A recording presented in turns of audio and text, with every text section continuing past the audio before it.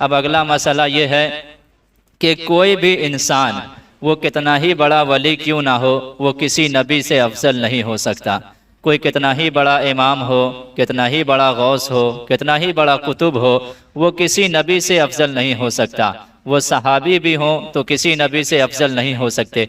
और ये बात अक्ल भी नहीं मानती है कि कोई गैर नबी कोई नबी से ज़्यादा अफजल हो। किसी की अक्ल ये नहीं मानेगी। किसी बच्चे से भी आप पूछेंगे कि एक नबी है और एक नबी नहीं है, बताओ दोनों में कौन अफजल है, तो वो बच्चा भी कह देगा कि जो नबी है वो अफजल है, नबी से ज़्यादा अफजल कौन हो सकता है। लेकिन यहाँ पे भी शियों ने पूरी उम्मत से हट करके एक अपना नया अकीदा गढ़ा। उन लोगों ने ये गढ़ा कि जिन 12 को वो मासूम मानते हैं उनको वो लोग नबियों से भी अफजल मानते हैं। एक नबी है, एक गैर नबी है, एक गैर नबी को नबी से अफजल माना जा रहा है। और उनके मजहब की बुनियाद है, जब तक वो इस बात को नहीं मानेंगे कि मौला अली तमाम नबियों से भी अफजल हैं, सहाबा तो छोड़ दीजिए, नबियों से भी अफजल हैं, तब तक उनका ईमान ही मुकम्मल नहीं होगा। मैं आपको एक क्लिप सुना देता हूँ ताकि आपको यकीन हो जाए कि ये लोग वाकई ऐसा कहते हैं। आप लोग सुनिए, ध्यान से सुनिएगा।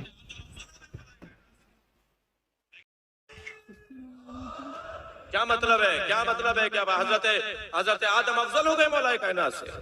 मैं एक जगह बैठा हुआ था अभी एक निजी रसाने के ऊपर माह रमजान के प्रोग्रामों में, एक साहब कहने लगे जी आपके अकायद में क्या ये अकीदा है कि आप मौला कायनात को, मौला अली को, अहले बैत को, पंचतन को अंबिया के बराबर मानते हैं। मैंने कहा नहीं, गलत फहमी है आपको, हम अंबिया के बराबर नहीं मानते।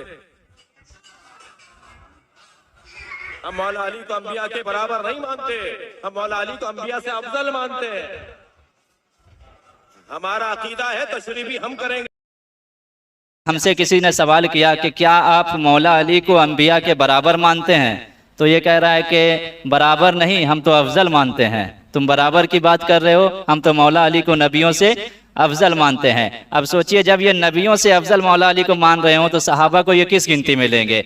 मैंने कहा था कि ये यहूदियों की साजिश थी, यहूदियों द्वारा ये फ़िरका बनाया गया था ताकि मुसलमानों में जो सहाबा की जमात थी, उसके बाद ताबईन की जमात थी, उसमें किसी तरह इख्तलाफ डाला जाए। जितने नए फ़िरके इस दुनिया में बने हैं, सब के पीछे कोई ना कोई साजिश गैर मुस्लिमों की रही है ताकि उनकी हुकूमत बची रहे या मुसलमानों की हुकूमत कमज़ोर की जाए। तो इन लोगों का ये अकीदा, ये लोग कलमा पढ़ते हैं ला इलाहा इल्लल्लाह मुहम्मदुर रसूलुल्लाह अली वलीयुल्लाह। हमारा कलमा मुहम्मदुर रसूलुल्लाह में ख़त्म हो जाता है, इनका कलमा और आगे बढ़ता है अली वलीयुल्लाह। यानी अली वलीयुल्लाह का मतलब यह है कि अली रसूलुल्लाह के पहले खलीफा हैं। यानी उनका कलमा मुकम्मल तभी होता है जब वो ये कहें कि अल्लाह के सिवा कोई माबूद नहीं, मोहम्मद अल्लाह के रसूल हैं और अली रसूलुल्लाह के पहले खलीफा हैं। यानी जब तक वो सहाबा को जालिम ना कह लें, पूरी उम्मत को इस्लाम से हटावा ना कहें, क्योंकि हम क्या मानते हैं, पहले खलीफा हज़रत अबू बकर सिद्दीक है जिनको तमाम सहाबा कराम ने मिलकर बनाया,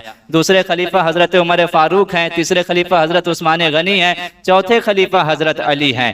रसूलुल्लाह सल्लल्लाहु अलैहि वसल्लम ने फरमाया था, अली तुम में एक मिसाल हज़रत ईसा वाली है। हज़रत ईसा की मिसाल ये है कि हज़रत ईसा के बारे में 2 गिरोह जहन्नमी हो गए। एक उनसे मोहब्बत में हद से ज़्यादा बढ़ गया, एक उनसे बुग़्ज़ में हद से ज़्यादा घट गया, दोनों जहन्नम में चले गए। यहूदियों ने हज़रत ईसा अलैहिस्सलाम से बुग़्ज़ रखा और उनको नबी मानने से इनकार कर दिया, वो जहन्नमी हो गए।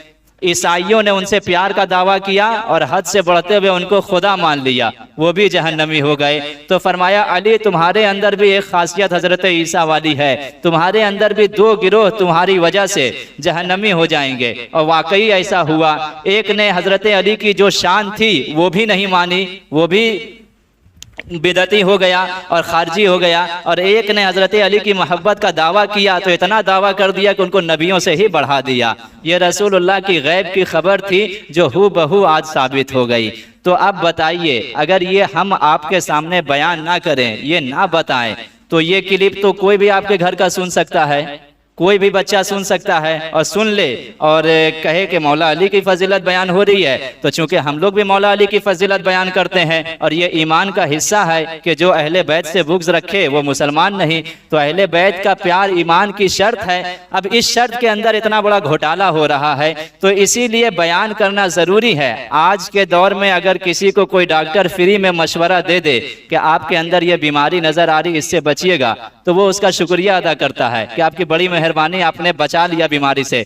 लेकिन अगर हम बयान कर दें कि इससे बचिएगा, ये खतरा है, तो लोग वापस सामने से नाराज होने लगते हैं और उल्टा हम ही पे इल्जाम लगने लगता है कि तुम्हारा काम लड़वाना रह गया है, उम्मत को बांटना रह गया है। हमारा काम बांटना नहीं रह गया, जो खुद बट गए हैं हमारे काम है निशानी कर देना कि ये बट चुका है, इससे अलग रहना। हमने किसी को निकाला नहीं है। अहले सुन्नत का अकीदा जो रसूलुल्लाह ने दिया था वो आज भी है। जो इससे निकल जा रहा है, अब हमारी मजबूरी है कि बताएं ये इससे निकल गया है, तो हमारा काम लड़ाना नहीं। लड़ाना तो वो कर रहे हैं जो मुसलमानों की जमात को छोड़ के निकल जा रहे हैं। एक दूध की फैक्ट्री खुली, दूसरा दूध वाला डुप्लीकेट बेचने लगा, तो अब इसकी मजबूरी है कि ये अपने पैकेट में लिखे कि मेरे पास प्योर दूध है। जब तक डुप्लीकेट नहीं आया था तब इसको लिखने की जरूरत नहीं थी कि प्योर है, एक यही था। इसी तरह जब तक इस्लाम में ये नए नए लोग नहीं आए थे तब तक ये पूछने की जरूरत नहीं थी कि तुम सुन्नी हो या नहीं, सिर्फ पूछना था मुसलमान हो या नहीं। जैसे जैसे नए नए लोग जुड़ते गए अब मजबूरी बन गई कि पूछना है तुम सुन्नी हो या नहीं। अगर मौला अली की मोहब्बत ही से अगर बंदा मुसलमान हो और उसकी बात आदमी सुनने लगे तो इसको देखिए, ये तो बहुत एक लिमिट में है। इससे भी कोई आगे बढ़ता है तो वो अल्लाह से भी हजरत अली को बढ़ा देता है। अल्लाह ताला हमें ऐसे लोगों से महफूज फरमाए।